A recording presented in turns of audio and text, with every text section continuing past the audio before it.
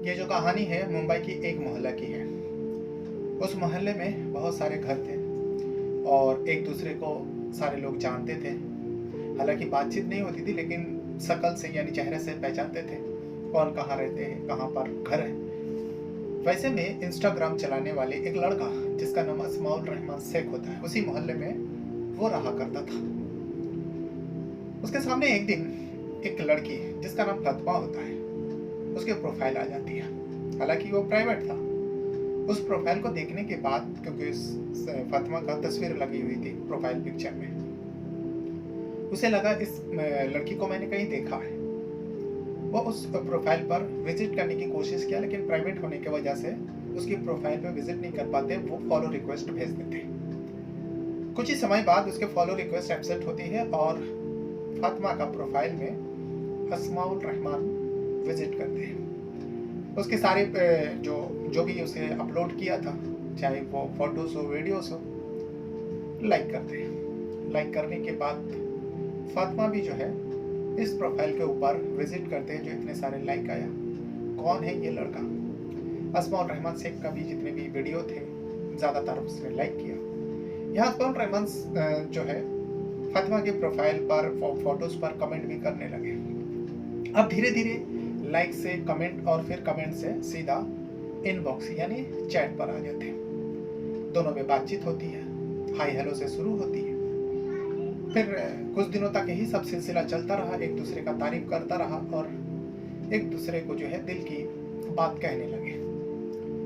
तभी एक दिन फातिमा ने अपने घर जहां पर वो रहते थे, दोनों मुंबई के रहने वाले थे, लेकिन दोनों को ये नहीं पता था दोनों एक ही मोहल्ले के थे।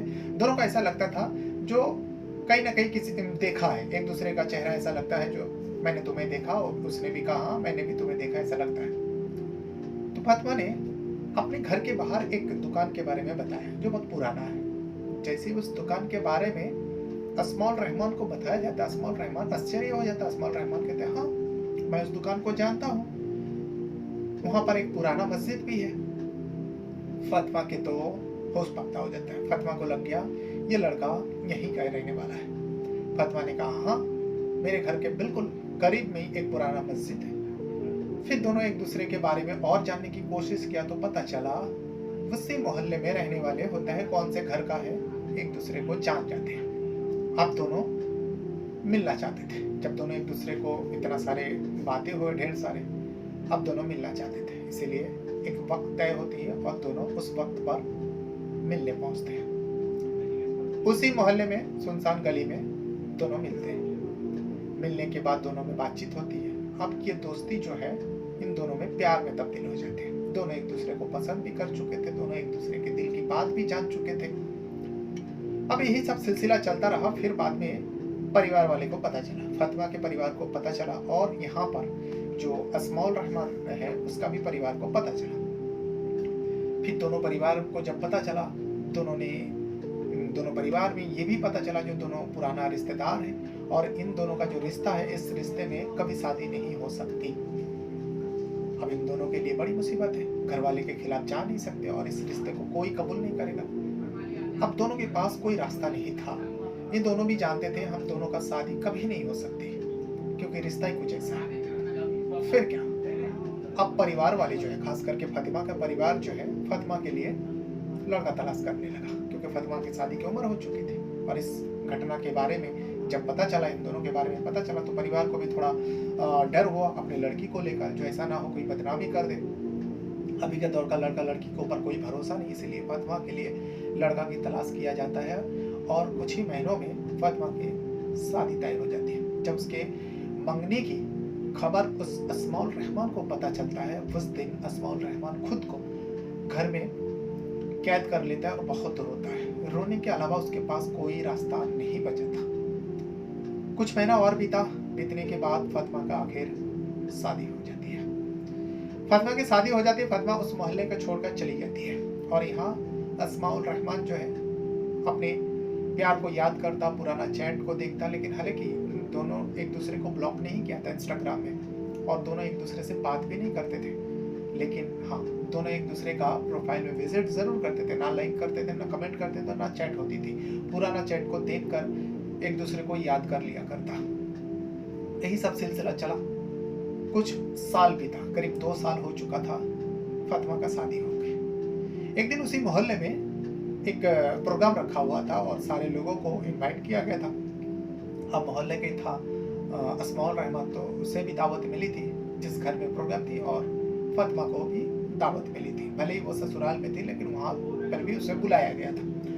फातिमा भी आती है अपने पति के साथ, अपने ससुराल के लोगों के साथ, और 2 साल बाद फातिमा और अस्माउल रहमान का फिर से आमना सामना होता है, उसी मोहल्ले में, उसी गली में, जिस गली में ये दोनों कभी कस्में खाए थे, एक दूसरे से वादा किया था, एक दूसरे का साथ ना छोड़ने का कस्में खाई थी। उसी मोहल्ले में, उसी गली में दोनों की मुलाकात होती है।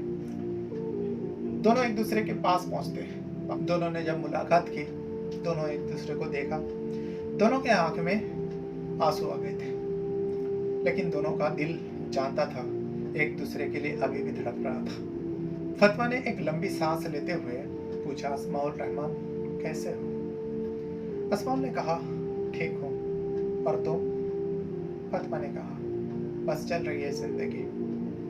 इतने में उस गली में कुछ और लोग आ जाते हैं, दोनों एक दूसरे से फिर से अलग हो जाते हैं, दोनों चले जाते हैं। इस मुलाकात के बाद जो अस्माउल रहमान था उसकी जिंदगी बिल्कुल बदल चुका था। अस्माउल ने सोचा फातिमा के अलावा वो आप किसी को नहीं चाहेगा, वो पूरी जिंदगी फातिमा की याद में ऐसी काट लेगा।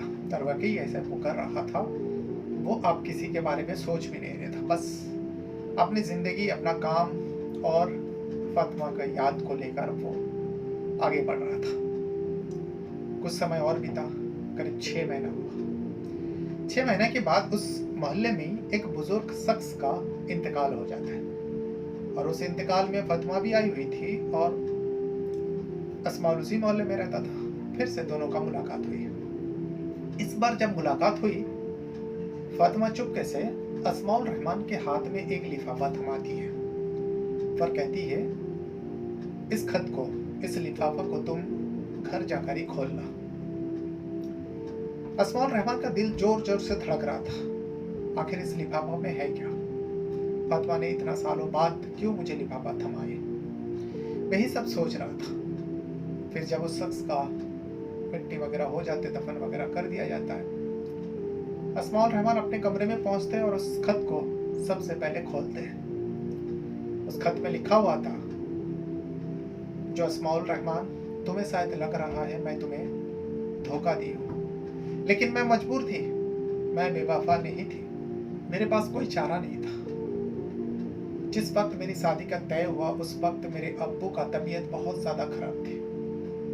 मैं शादी करने से इनकार कर रही थी, इसीलिए मेरे अब्बू ने मुझे अपने पास बुलाया और उन्होंने मुझे कसम दिया, जो बेटा कसम खा, मेरी कसम खा, जो ऐसी कोई काम नहीं करेगी जो जिसे मुझे बदनामी हो और मेरे मरने के बाद भी मुझे सुकून ना मिले।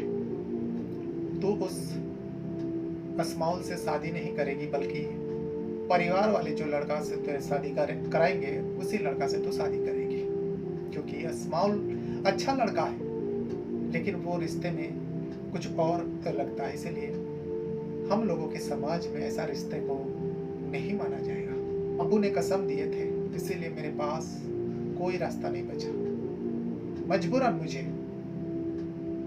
इस शादी को करना पड़ा। तुम जानते हो मैं कभी झूठ नहीं बोलती।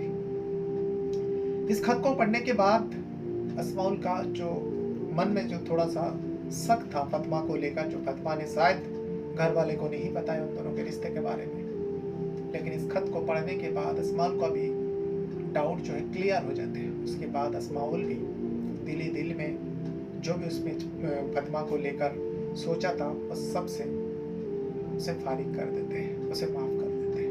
अस्माउल जो है एक बार फातिमा से मिलना चाहते थे। दूसरा ही दिन फातिमा का जिस जगह पर शादी हुई थी उस जगह पर, उस मोहल्ले में अस्माउल पहुंच जाते हैं। पहुंचने के बाद फातिमा से मुलाकात करती है। जब फातिमा से मुलाकात करता है, फातिमा उससे मिलती है, दोनों के आंख में आंसू थी, लेकिन इस बार अस्माउल के दिल में कोई शिकायत नहीं था, कोई दुख नहीं था, कोई तकलीफ नहीं थी, बल्कि वो फातिमा से सच्चा दिल से मिल रहा था। और उसके मन में जो कुछ भी था वह सब कुछ फातिमा को कहती थी कि फातिमा, वाकई मैं तुम्हें गलत सोच रहा था इतना दिनों से, शायद तुमने हम दोनों के प्यार के बारे में बताया नहीं, इसीलिए तुम्हारे घर वाले जो है तुम्हारी शादी करा दिया और तुमने खुशी खुशी उस जगह पर शादी भी कर लिया। लेकिन तुम्हारे इस खत को पढ़ने के बाद मेरे सारे डाउट क्लियर हो जाते हैं। और मैं भी तुम्हें बता दूं, मैं तुम्हारे अलावा किसी को प्यार नहीं किया आज तक, और मैं तुम्हारी याद में अपनी जिंदगी बिता दूंगा।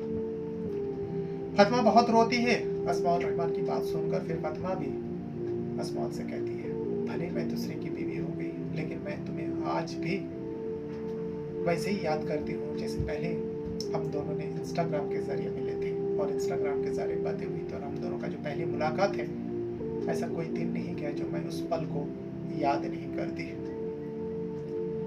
लेकिन अब मैं दूसरे की बीवी हूँ तो मेरे पास तुमसे मिलने के लिए वक्त भी नहीं हो पाता, और मैं तुम्हें पहले जैसा नहीं मिल सकती, तुमसे पहले जैसा बातें नहीं कर सकती। अस्माउल कहता, कोई बात नहीं, मैं जानता हूँ तुम्हारी तकलीफ, तुम्हारी परेशानी, लेकिन हाँ, मैं तुम्हें कभी नहीं भूलूंगा, ये तुम याद रखना। फातिमा भी कहती है, मैं भी तुम्हें कभी भूला नहीं पाऊंगी, जब तक मेरी मौत ना हो, जब तक मेरी इंतकाल ना हो जाए, मैं उससे पहले तो कभी भी मैं तुम्हें अपने दिल से नहीं निकाल पाऊंगी। ये कहकर दोनों खामोश रहते हैं। कुछ पल खामोश रहने के बाद अस्माउल कहते हैं, अब मैं जा रहा हूँ, हमेशा हमेशा के लिए। अब तुम्हें मैं कभी दोष नहीं दूंगा, तुम्हारे बारे में कभी वो सोच नहीं रखूंगा जो मैं अब तक सोचते आ रहा था, क्योंकि अस्माउल रहमान का डाउट क्लियर हो चुका था उस खत से। अब जब मिला, जो मजबूरी थी वो भी बयान हो जाते हैं, और फिर दोनों अपने अपने रास्ते पे चल पड़ते हैं। ये जो इन दोनों का मोहब्बत है, कई साल बीत जाते हैं। अस्माउल रहमान अभी भी उसी जगह पर फातिमा का इंतजार करते रहते हैं कि फातिमा आज नहीं तो कल वो उससे दोबारा मिलने आएगी। और वही फातिमा अस्माउल को याद करते हैं। जब भी कोई काम रहता, फातिमा अस्माउल को याद करते हैं। बस दिल ही दिल में इन दोनों का प्यार है। ये वो प्यार था जो इन दोनों का मिलाप तो नहीं होती, लेकिन हाँ, जिंदगी भर का साथ जरूर रहते हैं। कोई किसी से गिला नहीं, कोई शिकवा नहीं। दोनों एक दूसरे के बारे में सब कुछ जानता था, किस वजह से दोनों अलग हुए। तो ये थी वो मोहब्बत जो इंस्टाग्राम से शुरू हुई। जब रियल लाइफ में मुलाकात हुई तो ये कहानी एक दर्दनाक प्रेम कहानी में तब्दील हो जाती है। इसमें किसी का दोष नहीं होता, लेकिन हाँ, हालात ने इन दोनों को अलग करवा चुके थे।